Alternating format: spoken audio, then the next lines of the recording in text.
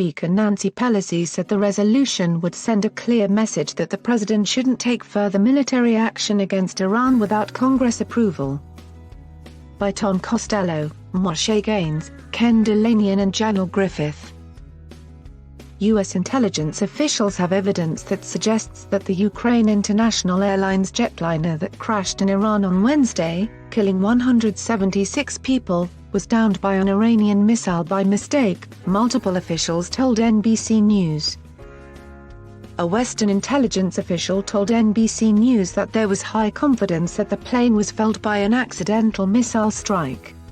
The source, who receives high-level briefings from U.S. intelligence agencies, said the evidence includes satellite imagery and communications intercepts. Not much goes on above head height in Iran without it being tracked, the source said. Prime Minister Justin Trudeau said Canadian intelligence sources also pin blame on Iran for what might have been an unintentional missile attack. We have intelligence from multiple sources, including our allies and our own sources.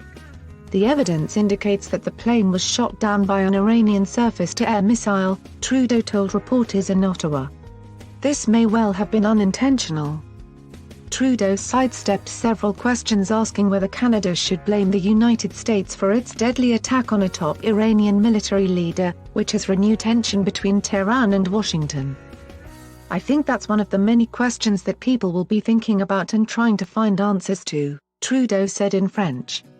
But for the moment, I just want to underline the importance of having a full and credible investigation so we can get those facts and we can continue to analyse based on these facts. British Prime Minister Boris Johnson released a statement saying his thoughts were with the families of the 4 British nationals who were killed, and he echoed Trudeau's assertion that an Iranian mistake might have been responsible. There is now a body of information that the flight was shot down by an Iranian surface-to-air missile, Johnson said. This may well have been unintentional.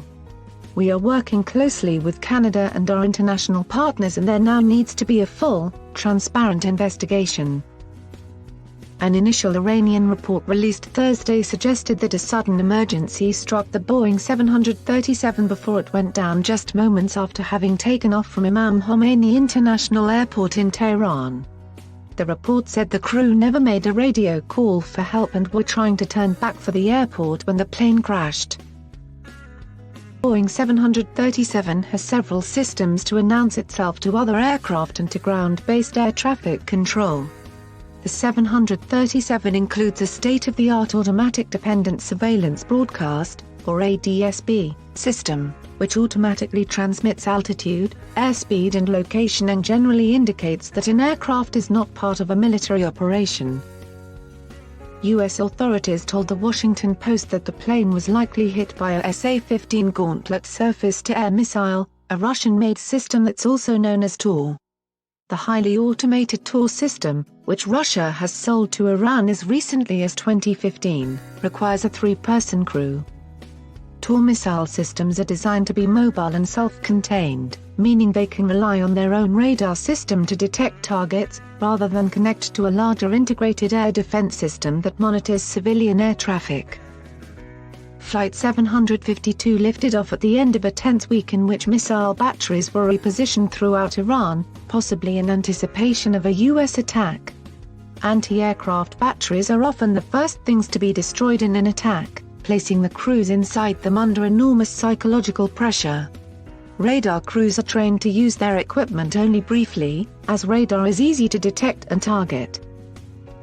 While the takeoff and steady climb of a passenger plane are obvious to an experienced crew watching it for several minutes on radar, and while even a civilian phone app like FlightAware could have identified the plane as a civilian aircraft from its ADSB system, a crew on the ground outside Tehran may not have had enough radar time or access to civilian information systems to identify it accurately.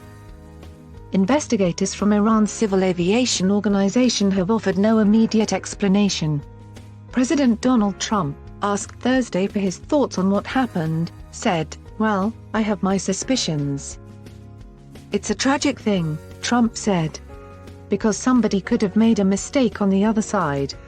It was flying in a pretty rough neighborhood, and somebody could have made a mistake." The plane was carrying 167 passengers and 9 crew members from several countries, including 82 from Iran, at least 63 from Canada and 11 from Ukraine, according to officials. Many of the passengers were believed to have been international students attending universities in Canada. They were making their way back to Toronto by way of Kyiv after having visited their families during the winter break. The flight also carried newlyweds and a family of 4. The passenger list included several teenagers and children, some as young as 1 or 2. The jet crashed hours after Iran fired missiles at 2 Iraqi bases housing U.S. forces early Wednesday local time. The missile strikes were Iran's retaliation for the U.S. drone attack that killed Iranian Major General Qasem Soleimani on January 3. U.S. authorities later reported that there were no casualties from the Iranian attack on the air bases. Ukrainian President Volodymyr Zelensky pledged to discover the truth and announce that investigators from his country had arrived in Iran. The Ukrainian embassy in Iran originally said that the crash likely was caused by an engine problem, ruling out terrorism or a rocket attack. However, it later removed that information from its website and said the cause was under investigation. Witnesses, including the crew of passing flight, described seeing the plane engulfed in flames before it went down, the Iranian report said. The crash caused a massive explosion, likely because the aircraft had been fully loaded with fuel for the flight to Kyiv, Ukraine. It scattered flaming debris and passengers' belongings across a wide stretch of farmland. Both of the so-called black boxes recording data and cockpit communications were recovered, although they were damaged, the report said. Zelensky said he planned to call Iranian President Hassan Rouhani about the crash and the investigation. Undoubtedly, the priority for Ukraine is to identify the causes of the plane crash, he said. We will surely find out the truth. Zelensky said the crash would be investigated by a committee created by Iran's Civil Aviation Agency. He cautioned against speculation and conspiracy theories while the investigation was ongoing. I call on the international community, including Canada, to join the investigation, he added. Even though Ottawa has no diplomatic ties to Tehran, Trudeau demanded that Canadian investigators be part of the investigation. We have already been engaged with the Ukrainians who are part of the investigation team, Trudeau said. And Iran has indicated an openness to Canada being engaged, as well. To which degree and in what way remains to be worked out. But there is an openness there. Ukrainian officials initially agreed with Iranian suspicions that the 3.5-year-old plane was brought down by mechanical trouble, but they later backed away and declined to offer a cause while the investigation was ongoing. A top Ukrainian security official said in a Facebook post Thursday that 4 main scenarios were being looked into: an anti-aircraft missile strike, a collision with an unmanned aerial vehicle, an engine failure and an explosion inside the aircraft as a result of a terrorist act. Thursday was declared a national day of mourning in Ukraine. The disaster could further damage Boeing Company's reputation, which has been battered by the furor over 2 deadly crashes involving a different Boeing model, the newest 737 MAX, which has been grounded for nearly 10 months.